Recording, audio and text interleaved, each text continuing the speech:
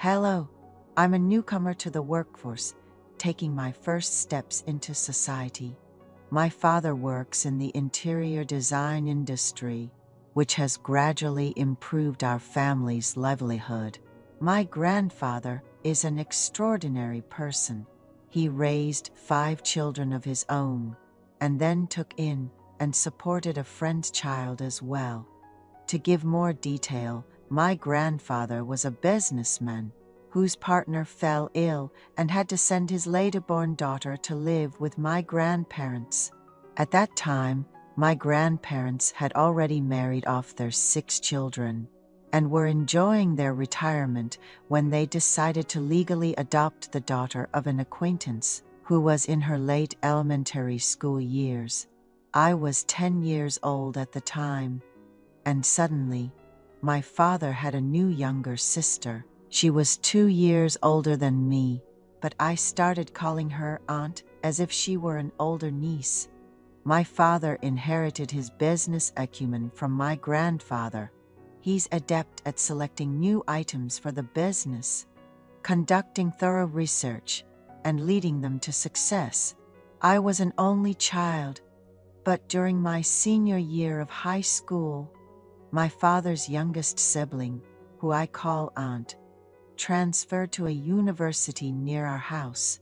My parents were busy with their business, and my aunt took care of my meals while she was studying. She looked after me, worrying about my health and telling me to take it easy, even researching and buying energy drinks and multivitamins for me. When my parents had to go on a 23-day business trip, it was really convenient to have my aunt take care of my meals as a student preparing for exams.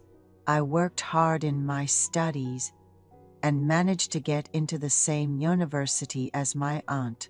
She used to be quite chubby in elementary school, but became unrecognizably slim after a rigorous diet by the time of university admission. Her face became much slimmer. My aunt, who lived with us, showed her gratitude by taking care of my meals. She was very pretty and focused solely on her studies. Despite many guys asking her out, she wasn't interested in anyone and decided to put off dating for later. When I entered university, my aunt treated me almost like a boyfriend. Even though there weren't any guys at school who caught her eye, she would say, "I prefer walking around arm in arm with my handsome nephew over anyone else." And we'd pretend to be a couple as we walked around campus. Sometimes we'd meet up in the cafeteria for meals, and if any annoying guys showed up, she'd signal for me to deal with them. One day, she complained about a guy who sat behind her in every class and kept throwing notes at her, which she found really irritating. So, I secretly checked out who this guy was. It was unbelievable that someone would bother my bright and cheerful aunt like that. I really didn't like it. However, my aunt was quite skilled at keeping such guys at bay. I found myself growing fond of her, not just because she was pretty, smart, and popular.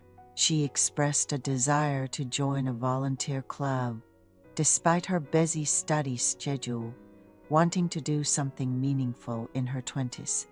The club didn't meet too often, just sometimes on Saturday mornings to provide necessary services at facilities or to go on rural service trips, and she asked me to join her. Without much thought, I joined the volunteer club with her. At school, no one knew we were aunt and nephew. When asked about our relationship due to how close we seemed, we would just say we knew each other well from living in the same neighborhood. Our first volunteer event involved taking a van to a farm. We gathered in front of the school and drove for about an hour to a farm that was harvesting produce to sell wholesale.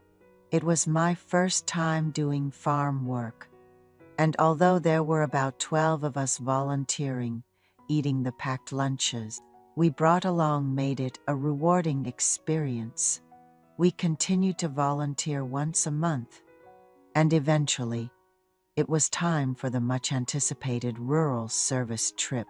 Having only seen my parents tend to flowers, the concept of planting something with my own hands was completely foreign to me. The club members decided to stay overnight at the village hall, waking up at dawn to work on whatever the villagers asked us to do, and wandering the dark country roads at night. I was startled to see fireflies for the first time. I noticed that one of the members was planning to make a move on my aunt during this trip, so I stuck to her like glue to protect her. On the final day, after enjoying the watermelon and melon kindly prepared by the village head, we all had a drink, perhaps because it was something none of us had done before.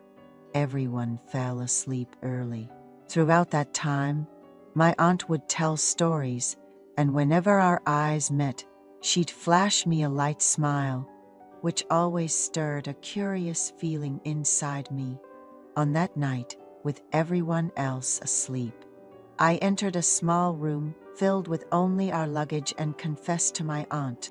I told her how happy I was going to school and participating in club activities together. When I asked her how she felt, she admitted that she had been on a few dates with other men, but hadn't found the right one yet. She mentioned how she had grown fond of me since my senior year of high school, as she took care of my meals. And now that I was becoming a mature man, she thought of me often. We spent that night together. It was a first time for both of us, so we were quite awkward. We slept with the window slightly open, and the dawn air was cool. Luckily, our fellow club members slept through the sunrise, unaware. From that day forward, my aunt and I shared a secret and continued to see each other for several years. My aunt eventually met a boyfriend at work and has been dating him for a while, and I have a girlfriend. Last year, my aunt got married and is now planning to start a family.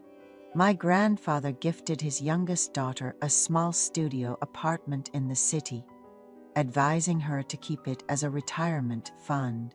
My uncle is close to my aunt's ideal type, kind, diligent, and with a great sense of humor. He fits in well with the large family on my aunt's side and even gives me pocket money, saying there's no need for more since he works, but asking me to take good care of my aunt because she and I are close. In truth, my aunt first called me after an argument with her husband. She asked me to come out to a coffee shop, so I rushed over. Becoming a married woman, she was right to settle her feelings. The reason for their argument seemed trivial and forgettable later on. However, I supported her, thinking it would comfort her. After calming her down, I said, "Now you need to live well with my uncle. I'm going to start preparing for my own marriage. Let's only keep good memories from now on."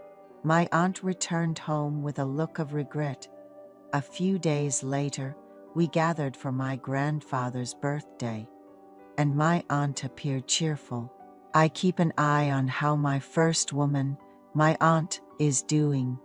Yet, it seems we both need to prioritize our families over our desires and hold on to only the good memories.